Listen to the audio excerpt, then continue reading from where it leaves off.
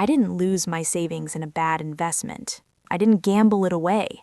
She stole it to impress people who barely knew her name.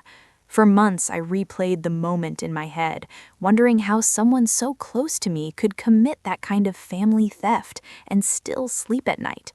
The worst part wasn't the money. It was realizing the betrayal had been happening right in front of me, disguised as love, loyalty, and doing what's best for us. This is my revenge story, but not the kind you're expecting. At the time, my life looked ordinary, quiet even. I was in my early 30s, working a stable job, saving carefully, and living below my means. I wasn't rich, but every dollar in that account represented years of discipline, missed vacations, secondhand furniture, saying no when everyone else said yes. That savings account wasn't just money. It was my safety, my future, my proof that I was finally in control of my life, and she knew that. We'd always been close, or at least I believed we were, the kind of closeness that comes from shared history, shared struggles, and the unspoken rule that family doesn't cross certain lines. That's why I never questioned her when she asked questions about my finances. It felt harmless, normal, almost caring. Looking back, those questions were the first red flags of betrayal, but at the time, I brushed them off. I told myself I was being paranoid. I wanted to believe the best in her. That trust is exactly how this family theft became possible. Around that time, she started changing. New clothes, new friends, a louder laugh. She talked constantly about appearances, about how people see you, how image matters, how respect comes from looking successful. I listened, nodded, and never imagined I was funding that transformation without my consent. There were moments when something felt off. She'd casually mention things she shouldn't have known, make jokes about amounts that were oddly specific. Once, she even teased me about being too safe with my money, as if she had already calculated how much risk she could afford with my savings. Still, I trusted her. That trust is what made the betrayal sting so deeply when the truth finally began to surface. This wasn't an impulsive mistake. This wasn't desperation. This was calculated, planned, done to impress people who clapped for her lifestyle, but would never stand beside her when things fell apart. And when I realized what she had done, how long she had been doing it, my world didn't explode. It went silent. That silence became the most dangerous part of this revenge story, because while she thought she had gotten away with the family theft, I was standing at the edge of something far more powerful than anger. I was done being naive, done being underestimated, and done protecting someone who had no problem destroying me for attention. What she didn't know was this: I wasn't going to confront her. I wasn't going to scream, and I definitely wasn't going to rush my revenge, because the most effective betrayal payback isn't loud, it's patient. Before the betrayal poisoned everything, my life revolved around routine and quiet ambition. I worked long hours in a mid-level administrative role, nothing glamorous but stable. I liked knowing where my money went, how much I saved each month, and what kind of future I was slowly building. Control made me feel safe. That discipline came from years of instability. I'd grown up watching adults argue about bills, borrow money they couldn't repay, and pretend everything was fine in public. I promised myself I'd never live like that. Every paycheck, I set money aside. Emergency fund first, long-term savings next. I didn't tell many people about it, except her. She was family. The kind of person you assume will always be there, even when life collapses. We shared meals, holidays, and inside jokes. When she struggled, I listened. When she needed help, I showed up. That's how trust forms, slowly, invisibly, until you don't even realize how exposed you've become. She admired my discipline, at least that's what she said. "You're so responsible," she'd tell me. "I wish I had your mindset." Those words felt validating. I didn't see them as what they were, reconnaissance. At some point, my savings became a topic she returned to often, not directly, never in a way that felt intrusive. She'd bring it up casually, like background noise, asking how I budgeted, wondering how much I kept liquid versus invested, making comments about how nice it must feel to have options. I didn't think twice. We were family. Talking about money didn't feel dangerous. I didn't realize that my openness was slowly enabling family theft, piece by piece. Meanwhile, her life was accelerating in ways that didn't quite add up. New social circles, weekend trips, upscale dinners. She posted photos constantly, smiling, posing, performing success. The kind of curated life meant to impress strangers and acquaintances more than real friends. I noticed the shift, but I didn't question it. That's the thing about betrayal. It rarely announces itself. It blends in. It hides behind confidence and charm. And when you love someone, your mind works overtime to protect them from suspicion. Looking back, the signs were everywhere. She stopped talking about financial stress altogether. No more complaints, no more anxiety, just ease, confidence, almost arrogance. When money came up, she spoke like someone who wasn't worried anymore.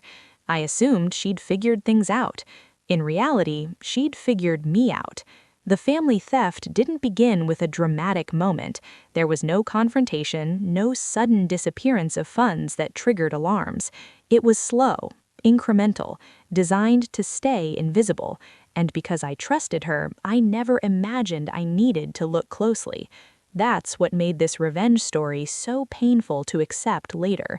Not just that she stole from me, but that she did it while I was cheering her on, supporting her growth, defending her when others questioned how fast her lifestyle had changed. I didn't just lose money. I lost certainty. I lost safety. And slowly, without realizing it, I was losing my sense of reality. Because once betrayal starts, it doesn't just take what's in your account, it rewrites what you believe about the people closest to you. And the worst part? I still hadn't discovered the truth yet. The first time I noticed something was wrong, it wasn't dramatic. It was subtle enough that I almost ignored it. I logged into my account one evening, half asleep, just checking balances out of habit. A number looked slightly lower than I expected. Not drastically, just off. I told myself it was probably a pending payment or a transfer I'd forgotten about. I closed the app and moved on. That's how betrayal survives, by staying small enough to doubt yourself. Over the next few weeks, that feeling returned. Tiny inconsistencies, minor withdrawals, amounts low enough not to trigger alerts, but frequent enough to create unease. Every time I found a reason to explain it away, budgeting error, timing difference, my own memory failing, I didn't want to believe something darker. Meanwhile, she grew bolder. She talked about money with confidence now, offering advice she never had before. She suggested restaurants I knew were expensive, brushing off the cost like it was nothing. She even teased me once, saying, "You worry too much. Money comes and goes." That sentence stuck with me, because my money didn't go anywhere without my permission, or at least it wasn't supposed to. The gaslighting didn't come in the form of lies, it came in tone, in her calm certainty, in the way she made me feel silly for being cautious. When I mentioned tightening my budget, she laughed and told me I deserved to enjoy life more. Looking back, it was manipulation wrapped in concern. The family theft deepened quietly, transactions hidden among legitimate ones, access gained through familiarity, not force. She knew my routines, my habits, my blind spots. She knew when I checked my accounts and when I didn't. And worst of all, she knew I trusted her. There were moments I almost asked directly, moments when the words sat on my tongue. But every time I stopped myself. Accusing family felt wrong, paranoid, dramatic. I didn't want to become the kind of person who suspected betrayal where there was none. So I stayed silent. The more silent I became, the more confident she grew. She started hosting small gatherings, showing off, paying for things loudly. I watched people admire her generosity, unaware they were applauding someone else's discipline, my discipline. Every smile she received felt like another withdrawal. This revenge story didn't start with anger. It started with confusion, with the slow, sickening realization that my life no longer made sense, that the math didn't add up, that someone close to me was living better than they should have been able to, and I was quietly paying the price. I began checking my accounts obsessively, screenshots, notes, patterns. That's when I saw it clearly for the first time. The withdrawals weren't random, they were intentional, strategic. And once I saw that pattern, there was no unseeing it. The truth was inching closer, pressing against my chest, making it hard to breathe. I knew that if I kept digging, I would find something that would change everything. Because family theft doesn't just steal money, it steals the illusion of safety. And deep down, I already knew who was behind it. I just wasn't ready yet to face how far the betrayal really went. I didn't rush to fix what was broken. I let it sit. That was the hardest part, pretending everything was normal while my trust lay in ruins. I answered her messages the same way, reacted to her posts, showed up when expected. On the surface, nothing changed. Inside, everything had. This phase of my revenge story wasn't about punishment. It was about positioning. I needed to understand the full scope of the family theft before I touched a single domino. I watched carefully, listened more than I spoke, let her believe she was still ahead. She grew careless. With confidence came arrogance. She talked openly about her smart decisions, about how people respected her now, about how different life feels when you stop worrying about money. Every word confirmed what I already knew. The betrayal wasn't fueled by desperation. It was fueled by ego. That made my resolve unshakable. I began protecting myself quietly. I secured my accounts, changed access, set alerts, moved what remained of my savings into places she couldn't reach. No drama, no confrontation, just silent walls rising around what was left of my life. Then I waited. This wasn't revenge through exposure, not yet. It was revenge through gravity, through letting her momentum carry her forward until there was nothing left to support it. Because when someone builds their image on stolen ground, collapse is inevitable. The more she spent, the more she relied on appearances. The more she promised, the more she committed to a lifestyle she couldn't sustain without continuing the family theft. And since that pipeline was quietly closing, pressure began to build. I saw it in the cracks. She became anxious, defensive, asked questions again, careful ones about my finances, about whether I'd changed banks, about future plans. I answered vaguely, calmly. I let her uncertainty grow. Gaslighting stopped working when I stopped reacting. This revenge story didn't require me to lie. The truth was already doing the work for me. All I had to do was step out of her way. When she stumbled, I didn't catch her. When she hinted at needing help, I listened but didn't offer solutions. When she complained of stress, I nodded and said nothing. I wasn't cruel, I wasn't cold. I was done enabling the betrayal. The turning point came quietly. No announcement, no argument, just a shift. Invitations slowed. Her social presence dulled. The admiration she'd chased began to fade as the spending stopped. People who applauded her generosity disappeared when it dried up. That's when I knew karma had entered the room. I didn't push, I didn't expose, I didn't gloat. I let consequences find her naturally, the same way the family theft had found me, slowly, invisibly, unavoidably. This was the moment most people imagine revenge to end, but I wasn't finished yet. Because the most powerful part of this revenge story wasn't watching her struggle, it was watching her realize far too late that the person she underestimated had already moved on. And that realization was about to cost her far more than money. Karma didn't arrive with sirens or shouting. It came disguised as normal life continuing without support.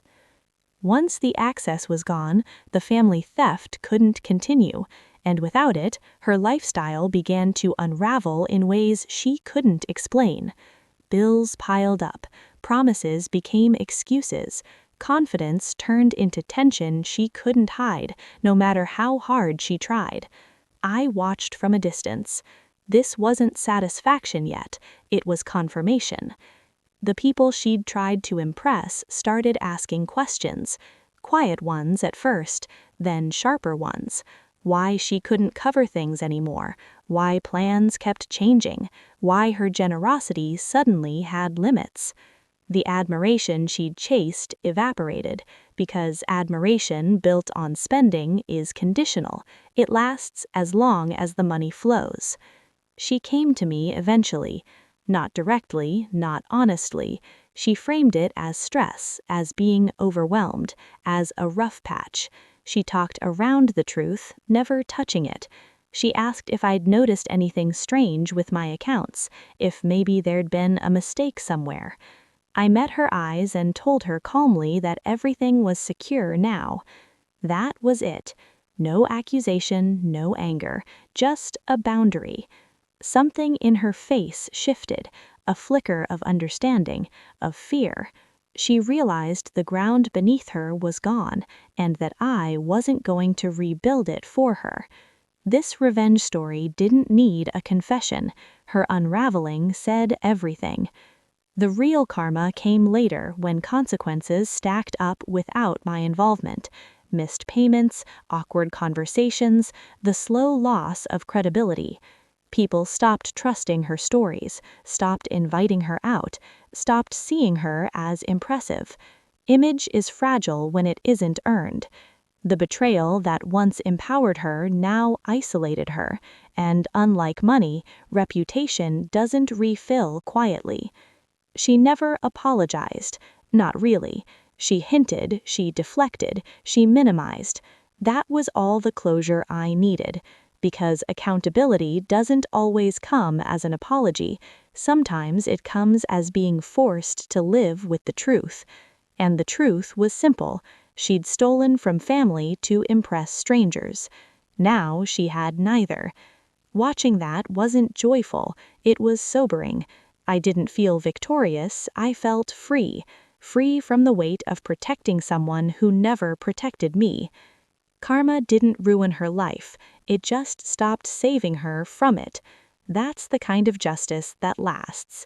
And as her world grew smaller, mine began to expand, quietly, steadily, without spectacle.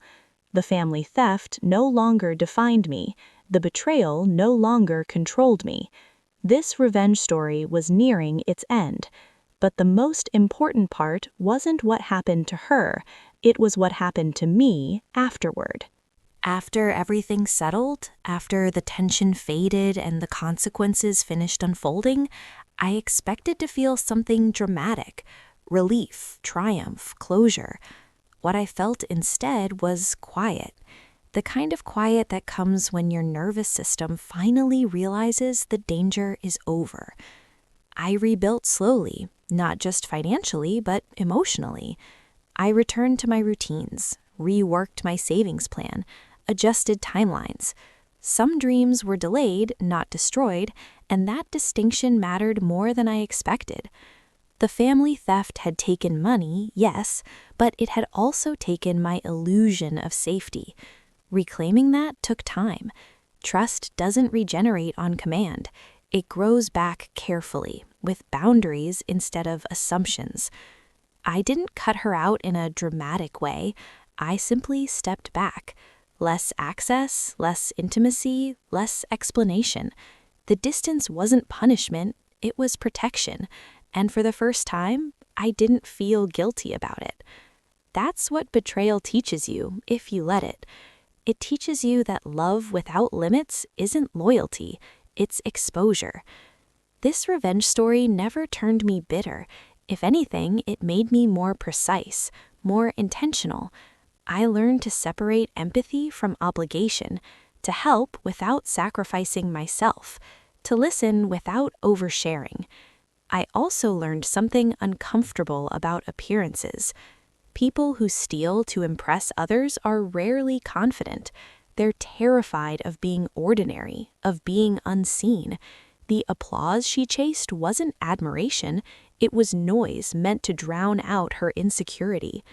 Understanding that didn't excuse the family theft, but it released me from carrying her shame. The betrayal stopped defining my identity once I stopped replaying it. I stopped asking, how could she, and started asking, why did I ignore myself? That question changed everything. I became quieter with my plans, more selective with my trust. I stopped explaining my boundaries to people who benefited from me having none. My life became smaller on the outside, fewer people, fewer opinions, but stronger at the core. Healing didn't mean forgetting, it meant integrating the lesson without reliving the pain. This revenge story didn't end with her downfall. It ended with my autonomy, with knowing that even after betrayal, I could rebuild, smarter, steadier, and without losing my softness. Because softness, when protected, is strength. And the final lesson? Not everyone who smiles at you wants you to win. Not everyone who shares your blood shares your values. And not every act of revenge requires action. Sometimes the most powerful response to family theft is simply refusing to let it shape who you become. I moved forward, not hardened, not broken, just awake. And that made all the difference. Time has a way of softening the sharp edges of pain, but it doesn't erase the lessons. Even now, when I think back on the betrayal, it doesn't feel raw anymore. It feels distant, like a chapter I've already closed, not a wound I keep reopening. The family theft didn't make me suspicious of everyone. It made me intentional. It taught me to protect my peace the same way I protect my future, quietly, consistently, and without apology. I don't tell this revenge story to paint myself as a hero or her as a villain. Life is rarely that simple. I tell it because situations like this don't look dramatic while they're happening. They look normal, familiar, safe, until they're not. If there's one thing I've learned, it's that betrayal rarely comes from strangers. It comes from people who know where you keep your guard down, people who know which lines you don't expect them to cross. And once those lines are crossed, you're left with a choice. You can explode, you can expose, or you can step back and let consequences speak for you. I chose distance. I chose silence. I chose to rebuild without demanding an apology I was never going to get. That choice gave me something anger never could: freedom. I still believe in accountability, I still believe in justice, but I also believe that not every wrong needs a dramatic response to be resolved. Some stories end not with confrontation, but with clarity. So I'll leave you with this. If someone you trusted used your loyalty to fund their image, if you discovered a betrayal that shook your sense of safety, if confronting them would only give them power, what would you do? Would you demand answers or protect your future? I'm curious how you would handle it.